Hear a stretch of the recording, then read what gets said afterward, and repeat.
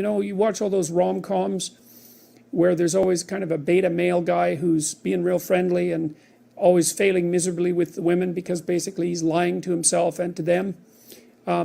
He's a persona, and a persona is the face that you show to the world when you're trying to pretend and to convince yourself and others that you're, I would say, harmless, but we could say a good person. But a good person isn't harmless. A good person is capable of, well, maybe a good person is capable of anything, but is willing to hold that in abeyance. I read this interesting commentary a little while ago on a statement by Christ in the New Testament, and the statement generally interpreted is that the meek shall inherit the earth. But I was looking up the multiple translations of the word meek, and meek is actually derived from a Greek word, of course, because the Bible, at least some of the original forms of the Bible, were in Greek. And that word didn't exactly mean meek. It meant something like those who have weapons and the ability to use them, but determined to keep them sheathed, will inherit the world. And that means that people who are capable of force, let's say, but decide not to use it, are in the proper moral position. And Nietzsche commented on that a fair bit too. He thought of most morality as cowardice, not because morality itself was cowardice, but because most people who are cowards disguise their cowardice as morality, and they claim that their harmlessness, which is actually a consequence of their fear and inability to be harmful, say, or to be dangerous, is actually a sign of their moral integrity.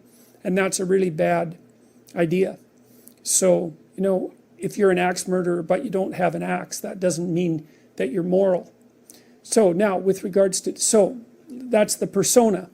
And the persona is the mask that you wear, and that's what persona means, is the mask that you wear to convince yourself and the world that you're not a terrible monster, so that when you look at yourself in the mirror, you don't have to run away screaming.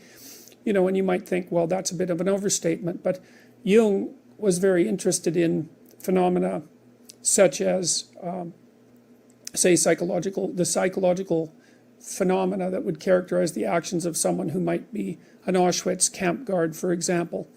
And, that's a pretty monstrous form of behavior. And the thing about Auschwitz camp guards is that there's no reason to assume, really, that they were much different than normal people. Now, there would have been exceptions, obviously, and what that means is that perhaps you too could be an Auschwitz camp guard, and perhaps you would even derive some enjoyment out of it, and you might think not, but you shouldn't think not so quickly.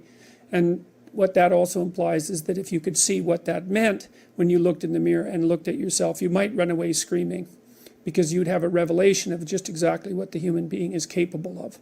And that's a very unpleasant revelation, and also one of the things that stops people from being enlightened, because that revelation of the evil of the self is part of the journey to enlightenment, and an early part. Now, the shadow would be all the parts of the personality that the persona rejects, and that might be the aggressive elements. Certainly that's the case for people who are hyper-agreeable. And now you can tell, I think one of the best, there's two pathways to the development of the shadow, and they're tightly allied with one another. The fundamental pathway is truth, and that's to face the bitter truth about yourself. But to break that down more particularly, you might think about that as the capacity to observe your own resentment.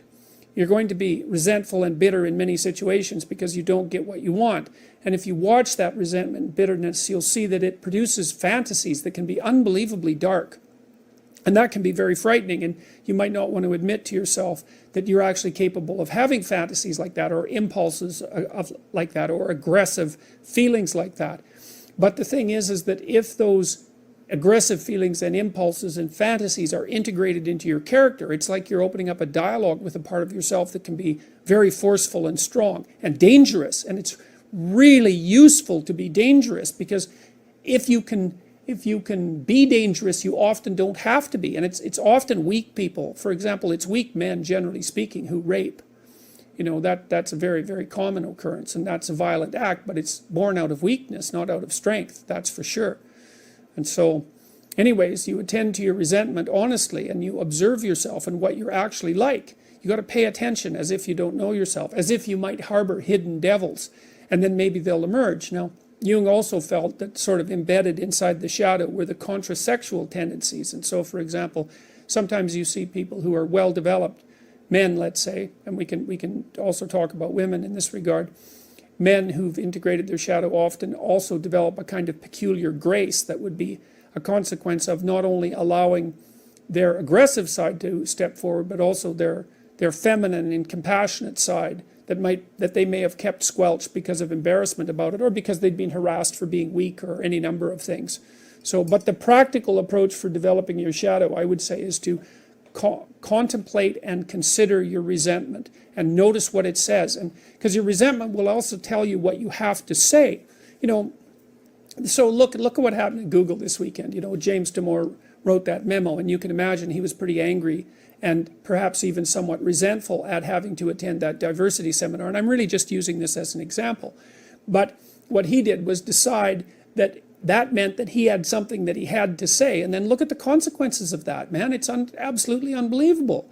And so, if you're feeling oppressed at work, or you're oppressed in your life, or you're oppressing yourself, then you got to notice that you're feeling oppressed. Then you have to notice that you're feeling resentful and angry and bitter, and maybe even like Cain in the story of Cain and Abel, because Cain is sort of the archetypal bitter man. And then you have to decide what it is that you need to do in order to remove from yourself that bitterness. And that usually means that there's something that you have to say.